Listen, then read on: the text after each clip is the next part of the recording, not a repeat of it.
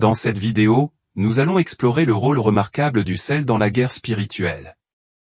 Notre objectif est de communiquer son importance de manière simple et compréhensible, en veillant à ce que chacun saisisse son utilisation véritable et appropriée.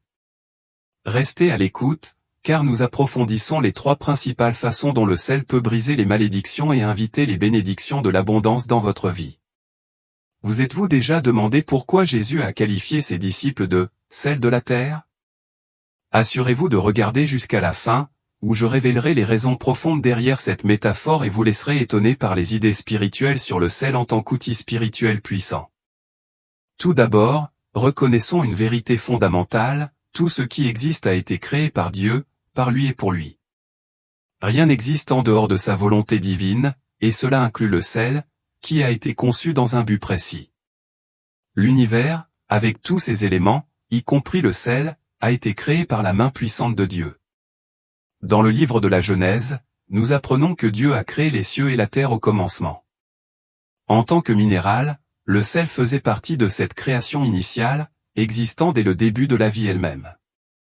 L'Église a souvent tendance à négliger le fait que Dieu confère l'autorité non seulement aux humains, mais aussi aux plantes, aux animaux et aux éléments.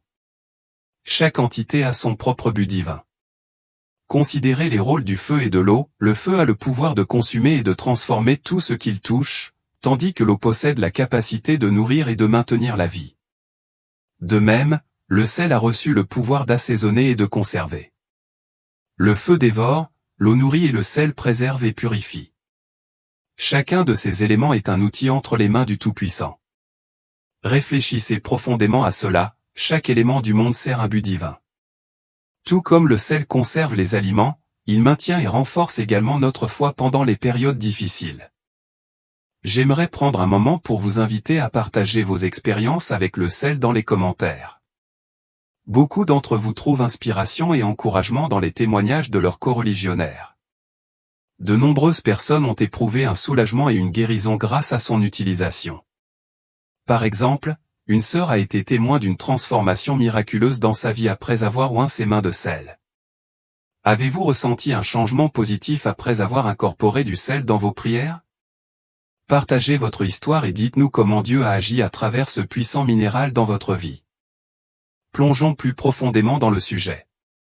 Dans l'Antiquité, le sel était vénéré pour son pouvoir extraordinaire.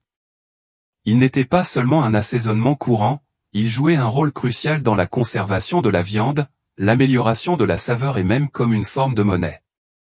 Dans la Rome antique, les fonctionnaires étaient souvent rémunérés avec du sel, d'où le terme « salaire ». Ce contexte historique souligne la profonde signification du sel. Jésus a souvent utilisé des paraboles pour transmettre ses enseignements, mais tous les aspects de ses leçons n'étaient pas purement symboliques. L'huile, le pain et le vin font partie intégrante des rituels et des croyances chrétiennes, mais nous acceptons volontiers la nature sacrée de l'huile tout en remettant en question le pouvoir du sel. Certains pourraient soutenir que le sel est associé à des pratiques obscures, mais il s'agit d'une tromperie élaborée par l'ennemi. Comme le dit Jean 10, le voleur ne vient que pour voler, égorger et détruire. L'ennemi cherche à obscurcir la vérité sur le potentiel divin du sel. Ce que Dieu a créé, il l'utilise pour accomplir ses desseins. Prenons par exemple l'utilisation de l'huile d'onction, mentionnée 20 fois dans les Écritures. Dans l'Ancien Testament, elle était utilisée pour oindre le grand prêtre et ses descendants, ainsi que pour consacrer le tabernacle et ses meubles, les marquant comme saints et dédiés à Jéhovah. Cette pratique est détaillée dans Lévitique 8 et Exode 25. Cependant, il était strictement interdit aux Juifs de reproduire cette huile d'onction pour leur usage personnel, comme le note Exode 30. L'huile d'onction était composée de myrrhe, de cannelle et d'autres ingrédients naturels, dont aucun n'était doté d'un pouvoir surnaturel en soi. Ce n'était pas l'huile elle-même, mais l'acte d'obéissance au commandement de Dieu qui conférait sa signification sacrée. Lorsque Dieu vous demande d'utiliser de l'huile, suivez son commandement. Réfléchissons profondément à cela, Dieu nous appelle à utiliser ses créations de manière réfléchie. S'il nous ordonne d'utiliser de l'huile pour l'onction, nous devons obéir. Pourquoi ne devrions-nous pas faire de même avec le sel? En négligeant le but divin du sel, nous négligeons un outil puissant que Dieu nous a confié. Le sel, tout comme l'huile, occupe une place sacrée lorsqu'il est utilisé conformément à la volonté de Dieu. Comme Matthieu 5 nous le rappelle, vous êtes le sel de la terre. Nous ne devons pas permettre à l'ennemi de nous priver de cette vérité vitale. Dans le Nouveau Testament, seuls 4 passages mentionnent spécifiquement l'onction d'huile, chacun illustrant un aspect profond de la pratique spirituelle. Dans Luc 7, Marie oint les pieds de Jésus dans un acte de profonde révérence et d'adoration. Jacques 5 décrit comment les anciens de l'Église oignent les malades d'huile, en quête de guérison divine. Dans Hébreux 1, Dieu oint Jésus avec « l'huile de joie », affirmant son trône éternel par la déclaration « Ton trône, ô Dieu, est pour toujours et à jamais ». Ces exemples soulignent la manière dont Dieu utilise des éléments matériels pour signifier des vérités spirituelles et pour accomplir ses desseins divins. Considérez également l'histoire du bâton de Moïse. Dieu a imprégné le bâton d'un pouvoir miraculeux pour démontrer sa souveraineté. Lorsque Dieu a demandé à Moïse « Que as-tu dans la main ?» et que Moïse a répondu « Un bâton », Dieu lui a demandé de le jeter par terre. Lorsque Moïse l'a fait, le bâton s'est transformé en serpent, signe de puissance divine qui confirmerait la présence de Dieu aux Israélites. Tout comme le bâton de Moïse et d'autres objets comme l'eau, le sel, l'huile et les manteaux étaient utilisés par les prophètes non pas comme des objets d'adoration mais comme des instruments pour des actes divins, ils servaient à relier les domaines matériels et spirituels. Les prophètes comprenaient qu'il était essentiel d'utiliser ces éléments avec révérence pour éviter de les réduire à de simples symboles rituels. Tout ce que nous avons discuté est enraciné dans les Écritures, reflétant fidèlement la parole de Dieu sans altération. Pourtant, l'ennemi, toujours l'usurpateur, tente de déformer et de corrompre ce que Dieu a créé. Dans diverses cultures, le terme « salé » est associé à la malchance et à la sorcellerie, reflétant la réalité selon laquelle le sel a été mal utilisé par les adeptes des arts obscurs. Tout en reconnaissant l'existence du mal et l'utilisation abusive des éléments sacrés, nous devons nous rappeler que de telles perversions n'invalident pas les desseins divins de ces éléments. L'ennemi essaie souvent de contrefaire et de corrompre ce qui est intrinsèquement bon. Par exemple, dans Matthieu 4, Satan offre à Jésus les royaumes du monde, une autorité volée, et essaie de le tenter pour qu'il l'adore. Cette offre illustre comment l'ennemi cherche à usurper et à abuser de l'autorité accordée à l'homme par Dieu. Réfléchissons profondément à cela, sommes-nous conscients de la manière dont l'ennemi cherche à corrompre le sacré? Utilisons-nous les outils que Dieu nous a donnés avec révérence et détermination? Rappelez-vous que les éléments matériels peuvent refléter des vérités spirituelles, et il est de notre devoir de les utiliser avec foi et obéissance à Dieu. Comme nous le rappelle Éphésiens 6, car nous n'avons pas à lutter contre la chair et le sang, mais contre les dominations, contre les autorités, contre les princes de ce monde de ténèbres, contre les esprits méchants dans les lieux célestes. La Bible indique que Dieu et ses prophètes furent parmi les premiers à utiliser le sel après sa création. On trouve un exemple notable dans l'histoire de Sodome et Gomorrhe, tel que relaté dans Genèse 19. Lot, attiré par les plaisirs du monde et vivant loin de la direction de Dieu, a choisi de résider dans ces villes corrompues. La méchanceté et le péché de ces villes ont atteint un point où on dit qu'elles criaient vers le ciel. En conséquence de sa désobéissance, la femme de Lot a été transformée en colonne de sel. Cet acte de justice divine montre qu'il ne s'agissait pas de l'œuvre de Satan, mais plutôt de l'utilisation du sel par Dieu pour administrer sa punition. Dans Lévitique 2h13, nous lisons « Assaisonnez de sel toutes vos offrandes, ne laissez pas de côté le sel de l'alliance de votre Dieu, ajoutez du sel à toutes vos offrandes. » Ce commandement souligne la nécessité du sel dans chaque offrande, soulignant son rôle dans la purification et la sanctification des offrandes présentées à Dieu. Le sel était essentiel pour les Israélites car il symbolisait la purification des impuretés, révélant une autre qualité divine de ce minéral, son pouvoir de purification. De plus, dans les Chroniques, nous rencontrons une autre utilisation profonde du sel. Ne savez-vous pas que l'Éternel, le Dieu d'Israël, a donné la royauté sur Israël à David et à sa descendance par une alliance de sel pour toujours? Ici, le sel représente une alliance perpétuelle établie par Dieu. Ce verset illustre que le sel n'est pas seulement un symbole de purification, mais signifie également un accord divin durable. À travers ces exemples, nous observons 3 attributs importants du sel dans le domaine spirituel, la purification, l'alliance et le jugement. Maintenant, réfléchissons à un point crucial. Pourquoi les praticiens de la sorcellerie utilisent-ils du sel? Ils le font parce qu'ils reconnaissent la puissance spirituelle inhérente au sel. Ils comprennent que le sel, créé par le Tout-Puissant, détient une autorité unique qui relie les mondes matériels et spirituels. Les attributs du sel sont reconnus par ceux qui cherchent à le manipuler et à le corrompre. L'ennemi a tenté de convaincre les chrétiens et le monde en général que le sel est un outil du mal, réservé uniquement à la sorcellerie. Pourtant, aujourd'hui, nous découvrons la vérité, le sel n'est pas simplement un outil désuet de l'Ancien Testament, oublié et rejeté. C'est un élément puissant avec une alliance éternelle. Aujourd'hui est le jour pour rejeter ces tromperies et embrasser la vérité.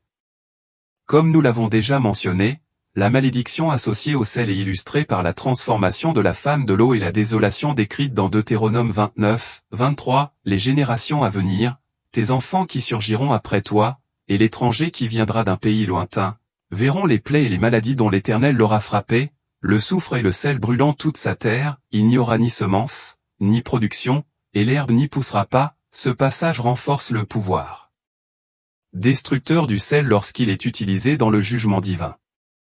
Aujourd'hui, acceptons pleinement la signification spirituelle du sel et rejetons les idées fausses qui ont été propagées. Le sel reste un outil puissant et sacré entre les mains de Dieu, servant à des fins de purification, d'alliance et de jugement, et il est crucial que nous reconnaissions et honorions son rôle divin. Tout comme lors de la destruction de Sodome et Gomorrhe, où la colère et la fureur du Seigneur se sont manifestées par le soufre et le sel, ces éléments symbolisent une malédiction sur la terre, la rendant stérile et incapable de soutenir la vie. Le sel, aux côtés du soufre, représente une force destructrice. C'est pourquoi les sorciers utilisent le sel dans leurs pratiques obscures. Ce qui était à l'origine destiné à être un symbole de la justice divine est maintenant manipulé contre les enfants de Dieu. Le problème n'est pas que le sel soit intrinsèquement mauvais, mais plutôt que nous avons négligé les actes et les outils prophétiques que Dieu nous a confiés. Le sel est notre héritage. En tant que véritables enfants de Dieu, nous ne devrions pas craindre la sorcellerie qui utilise le sel pour cibler nos maisons, nos lieux de travail ou nos entreprises. Nous possédons l'autorité d'annuler toute sorcellerie et de renverser les malédictions. Sophonie 2, 9-10 déclare, « C'est pourquoi, je suis vivant. Déclare l'Éternel des armées, le Dieu d'Israël, Moab sera comme Sodome, et les fils d'Ammon comme Gomorrhe, un champ d'orties et une fosse pleine de sel, une désolation éternelle. Le reste de mon peuple les pillera, et le reste de mon peuple les possédera. » Ce passage établit un lien entre le sel et le jugement sur Sodome, Gomorrhe, Moab et Ammon. Moab et Ammon sont nés de la relation incestueuse entre Lot et ses filles, après la destruction de Sodome et Gomorrhe. Ces nations, issues de ce péché grave, se sont continuellement opposées à Israël. L'héritage de cette perversion sexuelle a entraîné des malédictions sur leurs descendants. De nombreuses personnes ont du mal à comprendre pourquoi leurs familles sont confrontées à des problèmes persistants, à des mariages ratés ou à des abus. La racine de ces problèmes pourrait résider dans les actions immorales de leurs ancêtres. Souvent, nous sommes aux prises avec des problèmes familiaux inexplicables où nous nous demandons pourquoi certains schémas négatifs se répètent, même parmi les chrétiens. Cette situation troublante peut être le résultat de malédictions générationnelles héritées des actes pécheurs des générations précédentes. Reconnaître la signification spirituelle de ces éléments et comprendre leur contexte historique et scripturaire peut nous permettre de récupérer notre autorité. En abordant et en rectifiant ces problèmes hérités par la prière, le repentir et l'intervention divine, nous pouvons nous libérer des cycles de dysfonctionnement et de malédiction qui ont pu affliger nos familles pendant des générations. Pour libérer vos enfants de ces malédictions, Sophonie 2, 9-10 propose une solution puissante. Commencez par utiliser le sel consacré à Dieu et réciter cette prière avec une sincérité sincère. Père, Dieu d'Israël, merci de m'avoir trouvé et de m'avoir révélé ta parole. Je demande pardon pour les péchés de ma famille, y compris ceux de mes grands-parents et de mes parents. Pardonne-nous la dépravation sexuelle et toutes les transgressions qui nous ont accablés. Aujourd'hui, je prends ce sel consacré à ton autel et ordonne au mal qui a affligé ma famille de sécher et d'être enlevé. J'étale ce sel sur mon ventre, symbolisant la purification du lieu où le péché de Sodome et Gomorrhe demeurait autrefois. À partir de ce moment, je renonce à toute méchanceté, et j'invite ta vérité, ta piété et ta miséricorde à régner sur moi et sur mes générations. Au nom puissant de Jésus, Amen. Le sel occupe une place unique dans la Bible en tant que bénédiction et malédiction. C'est un outil divin donné aux enfants de Dieu, mais l'ennemi tente de l'utiliser à mauvais escient contre nous. Cependant, n'ayez pas peur. Jésus a dit, vous êtes le sel de la terre. Mais si le sel perd sa saveur, avec quoi le rendra-t-on de nouveau? Il ne sert plus qu'à être jeté dehors et piétiné par les hommes. Le double rôle du sel est évident dans les Écritures, il peut à la fois bénir et maudire. Le psaume 107 l'illustre en déclarant, « Il changea les fleuves en désert, les sources abondantes en terre aride, et la terre fertile en désert salé, à cause de la méchanceté de ceux qui l'habitaient. » Ici, le sel signifie une terre aride comme une forme de punition pour la méchanceté. Bien que les chrétiens utilisent rarement le sel pour maudire, se concentrant plutôt sur l'amour et la paix, il est essentiel de reconnaître quand le sel sert d'arme de guerre spirituelle. Tout comme une armée est préparée au combat pour défendre un pays, le sel peut être un outil puissant dans un conflit spirituel. En temps de paix, l'armée reste en attente, mais face à une invasion, elle est appelée à l'action. Dans la guerre spirituelle, l'ennemi empiète déjà sur le territoire chrétien. Par conséquent, le sel doit être utilisé pour combattre ces attaques.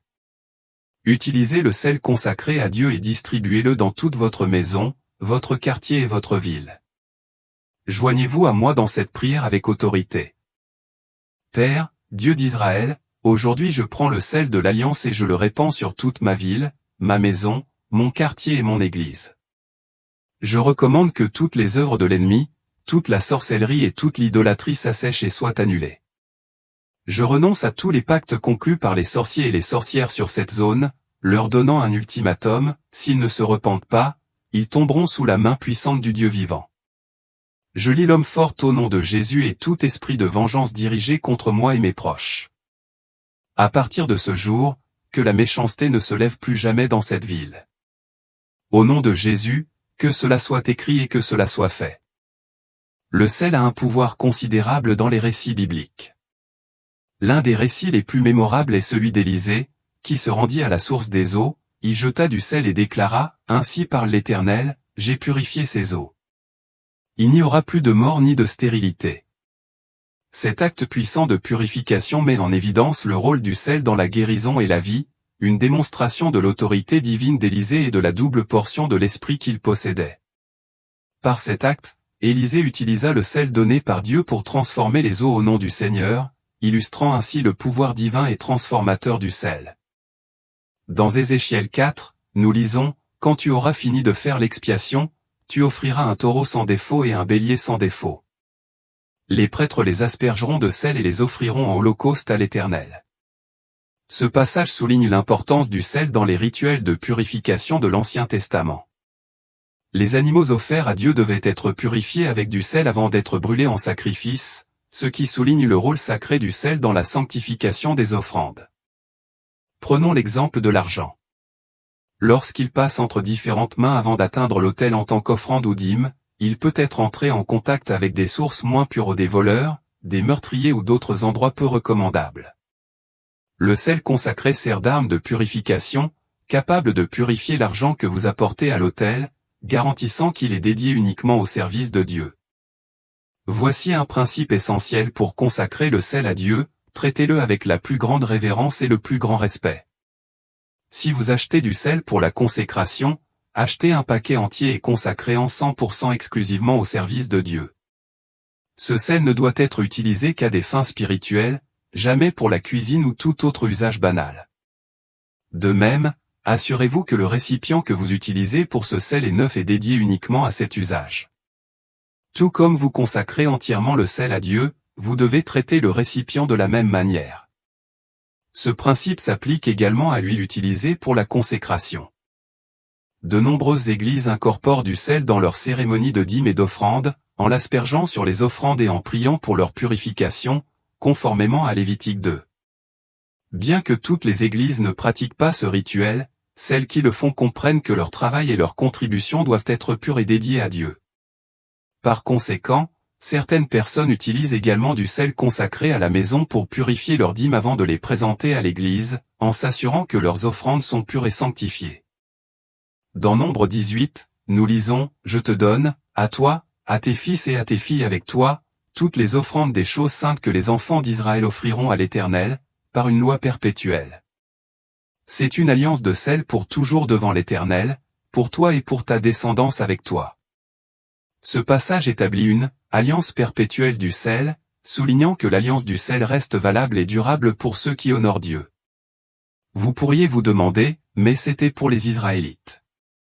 Pourtant, en tant que branche greffée sur la même vigne, vous pouvez aussi participer à cette alliance tant que vous le cherchez dans les Saintes Écritures. Le sel, connu pour ses qualités de conservation, symbolise la durabilité et la loyauté inébranlable envers l'Éternel. Son utilisation comme signe de l'alliance souligne son rôle de symbole de permanence et de fidélité. Dans les anciennes cultures orientales, le sel était un puissant symbole de stabilité et d'amitié durable. Partager un repas assaisonné de sel était considéré comme un gage de loyauté perpétuelle. On croyait que ceux qui partageaient un tel repas s'engageaient à une amitié à vie, promettant de ne pas se trahir ni de se faire du mal. Cette tradition reflète l'idée qu'une alliance du sel, représentant une fidélité durable, devait être honorée sans faille. Nombre 18 illustre que le non-respect de l'alliance du sel était une affaire grave, souvent punie de mort. Ce profond sentiment d'engagement souligne la gravité de telles alliances dans les temps anciens. Considérez cette histoire, un historien américain qui faisait des recherches sur une ville du Moyen-Orient s'est retrouvé perdu à la tombée de la nuit. Connaissant les dangers de voyager de nuit, il s'est approché d'une tente voisine, qu'il soupçonnait d'appartenir à des individus susceptibles de le voler ou de lui faire du mal. Malgré les risques, il a cherché à s'abriter du froid et de la menace imminente. En s'approchant de la tente, il a averti le propriétaire de la route dangereuse qui l'attendait et lui a demandé s'il pouvait y passer la nuit. Le propriétaire de la tente a répondu franchement, « Ne sais-tu pas que je suis un voleur ? Comment sais-tu que je ne te tuerai pas et que je ne te volerai pas ce que tu portes ?» Cette rencontre souligne la confiance et l'assurance qui doivent être présentes dans les relations liées par l'alliance du sel. Même face au danger, la compréhension ancienne de la valeur symbolique du sel comme gage de loyauté et de protection est restée centrale. Tout comme le sel signifie un engagement durable dans les traditions anciennes, notre relation avec Dieu et notre adhésion à ses alliances devraient également refléter cette loyauté intemporelle et inébranlable. Le voyageur répondit, « Oui, je sais que tu es un voleur, mais je vais conclure avec toi une alliance du sel. » Comprenant la gravité d'un tel accord, le voleur l'accueillit chaleureusement en disant, « Viens, sois béni du Seigneur et assieds-toi. » Le voleur posa ensuite du pain sur la table, l'assaisonna de sel et ils partagèrent un repas ensemble. Le lendemain matin, le voleur veilla sur les affaires du voyageur, les comptant méticuleusement et les rendant toutes. Fidèle à sa parole, le voleur escorta le voyageur jusqu'à la ville, assurant sa sécurité tout au long du voyage. Cet acte d'honneur était profondément ancré dans la promesse sacrée de l'alliance du sel, un engagement que le voleur avait juré de respecter jusqu'à sa propre fin. Même aujourd'hui, dans les traditions orientales, l'alliance du sel reste un accord profond et contraignant. Il signifie un engagement qui perdure au-delà de la mort, une promesse mutuelle honorée de génération en génération. Par exemple, un marchand cherchait un jour à acheter 100 moutons, mais le berger en avait 300 disponibles. N'ayant pas les fonds nécessaires pour payer la totalité de la somme, le berger proposa une alliance du sel, il fournirait les 300 moutons et le marchand paierait les 200 restants dans les 60 jours. Ils scellèrent cet accord par un repas assaisonné de sel. Malheureusement, le marchand mourut 30 jours plus tard. Cependant, son fils, au courant de l'alliance du sel, honora la promesse de son père. Au bout de 60 jours, il s'acquitta de la somme due au berger, démontrant ainsi la nature durable de l'alliance, même au-delà des parties initialement impliquées.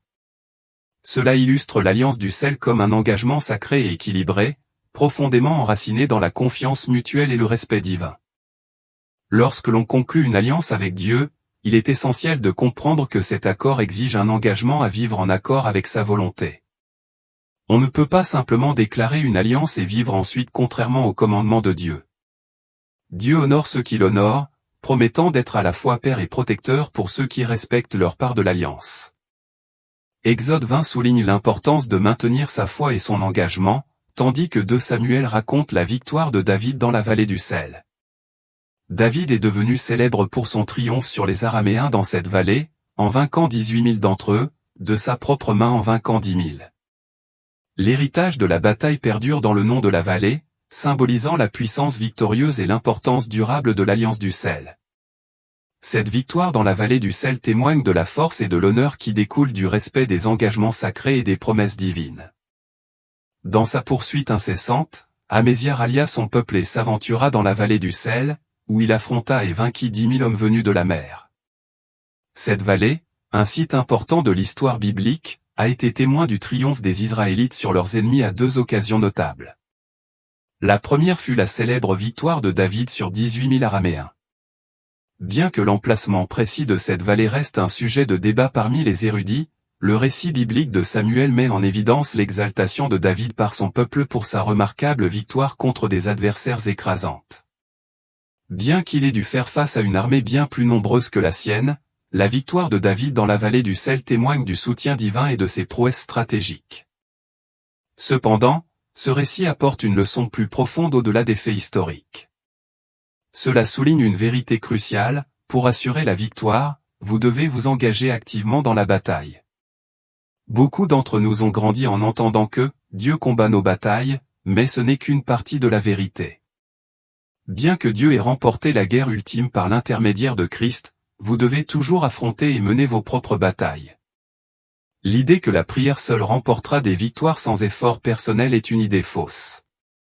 Jésus, l'incarnation de la parole, ne s'est pas contenté de prier, il a pris des mesures décisives. Sa vie et son ministère ont été marqués par une foi active, démontrant que la foi sans action est incomplète. En effet, la prière, le jeûne et la louange sont des éléments essentiels d'une vie chrétienne, mais ils doivent être accompagnés d'action. Pour les Israélites, le sel était un symbole profond. Il représentait le scellement de l'alliance de Dieu, la purification des offrandes et le pouvoir de bénir ou de maudire. La victoire de David dans la vallée du sel n'était pas seulement une démonstration de succès militaire, c'était une manifestation de l'alliance et du soutien de Dieu. David devait démontrer qu'il vivait sous l'alliance divine et que la victoire était assurée par la puissance de Jéhovah. En recherchant les bénédictions de Dieu, réfléchissez à votre propre approche. Attendez-vous simplement passivement les bénédictions sans effort? Limitez-vous vos pratiques spirituelles à des prières occasionnelles et à la fréquentation de l'Église, sans faire d'efforts concrets pour aligner votre vie sur la volonté de Dieu? De nombreux chrétiens tombent dans le piège d'attendre de grandes récompenses avec un minimum de sacrifices. La vraie foi exige plus qu'une croyance passive, elle nécessite un engagement actif et des sacrifices. Pour vraiment bénéficier des bénédictions de Dieu, vous devez être prêt à vous battre pour elles, en reflétant le dévouement et l'action illustrés par David et d'autres personnages bibliques. Pour recevoir véritablement les bénédictions destinées aux chrétiens, il faut être prêt à se battre pour elles avec une détermination inébranlable. La vie de David offre une illustration frappante de la façon dont le sel peut être soit un canal de bénédiction, soit un signe avant-coureur de malédiction. Lorsque vous abordez les batailles de la vie avec un esprit résolu, convaincu de votre victoire, le sel devient un symbole de la faveur divine. Cependant, si vous vous engagez dans la lutte sans enthousiasme, en faisant simplement ce que vous pouvez sans vous engager pleinement, le sel peut symboliser votre chute. De même, si une sorcière utilise du sel pour maudire votre maison et que vous n'êtes pas consacré à Dieu, cette malédiction pourrait s'installer. Pourtant, si vous acceptez le sel comme un instrument divin et honorez Dieu par une foi inébranlable, aucun fléau ni aucune malédiction n'aura de pouvoir sur votre demeure. Le chemin d'un chrétien vers les bénédictions exige plus que de simples intentions, il exige de l'action. La prière, le jeûne, la consécration et une vie de droiture, de piété et de profondeur spirituelle sont essentiels. Si l'on ne demeure pas dans le domaine spirituel, il manque quelque chose d'essentiel. Le sel représente le début de cette bataille spirituelle. Tout au long des évangiles, Jésus a accompli de nombreux miracles uniquement par ses paroles, mais il s'est également livré à des actes prophétiques pour affirmer son autorité divine et la puissance créatrice de Dieu. Dans Jean 9, nous rencontrons un exemple poignant de cela. Alors que Jésus passait, il remarqua un homme né aveugle. Ses disciples lui demandèrent, « Rabbi, qui a péché, cet homme ou ses parents, pour qu'il soit né aveugle ?» Jésus répondit, « Ni cet homme ni ses parents n'ont péché, mais cela est arrivé afin que les œuvres de Dieu soient manifestées en lui. Il faut que nous fassions les œuvres de celui qui m'a envoyé, pendant qu'il fait jour. La nuit vient où personne ne peut travailler. Pendant que je suis dans le monde, je suis la lumière du monde. » Avec cette déclaration, Jésus cracha par terre, fit de la boue avec sa salive et l'appliqua sur les yeux de l'homme. Il lui ordonna de se laver dans le réservoir de Siloé, qui signifie « envoyé ».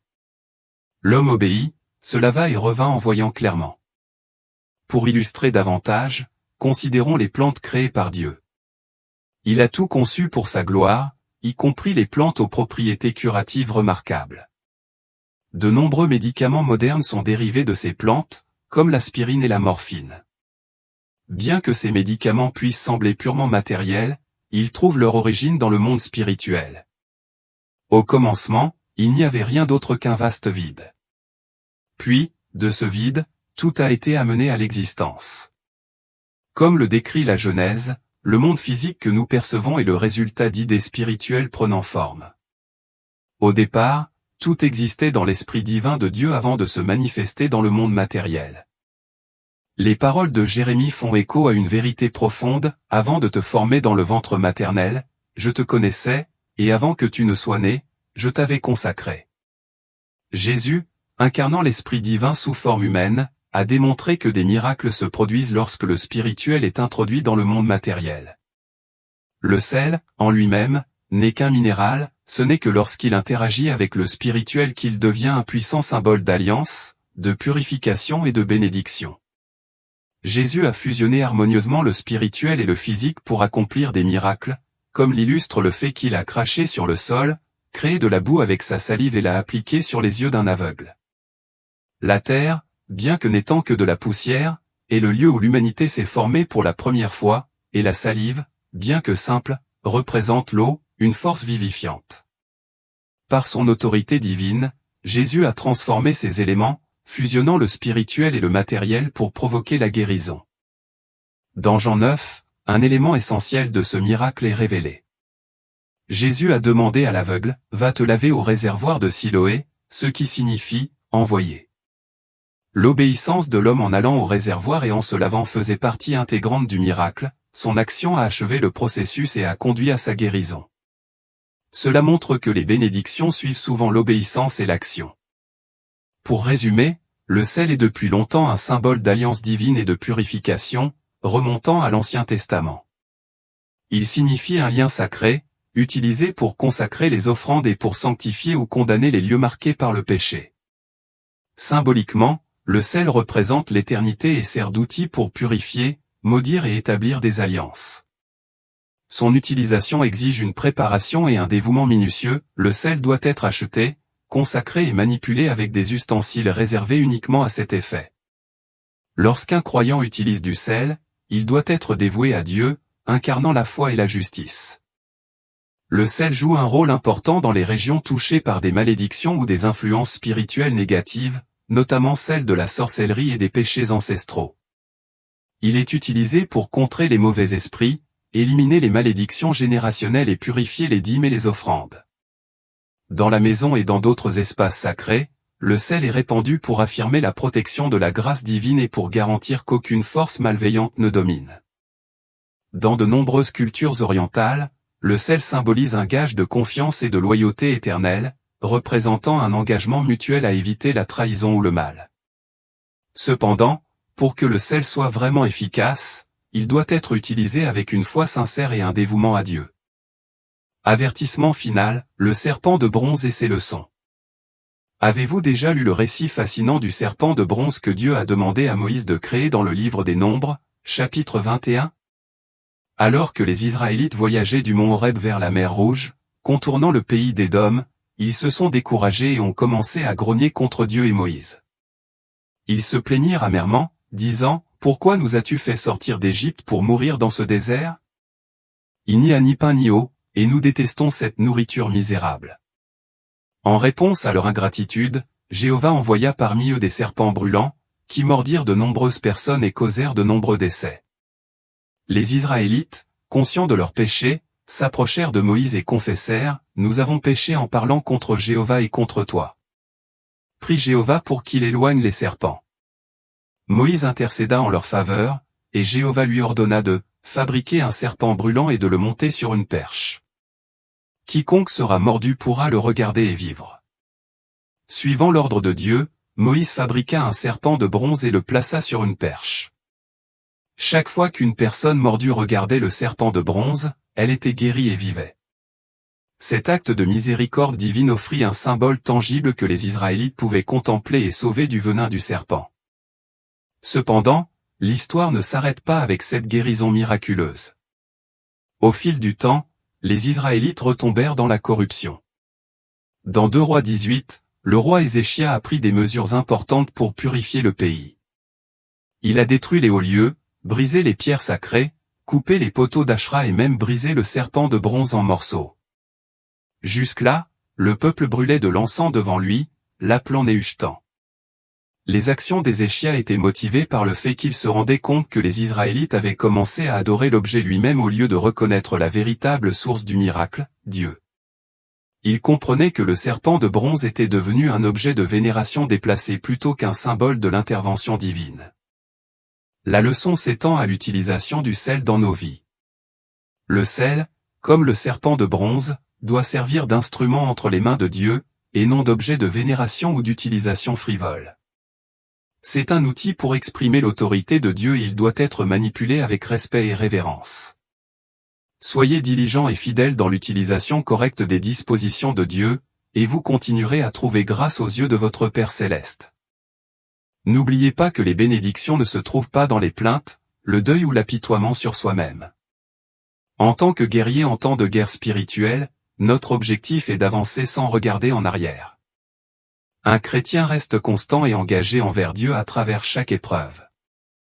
La foi doit rester inébranlable. Si la signification spirituelle du sel dans la Bible vous a intrigué, je vous invite à l'explorer davantage.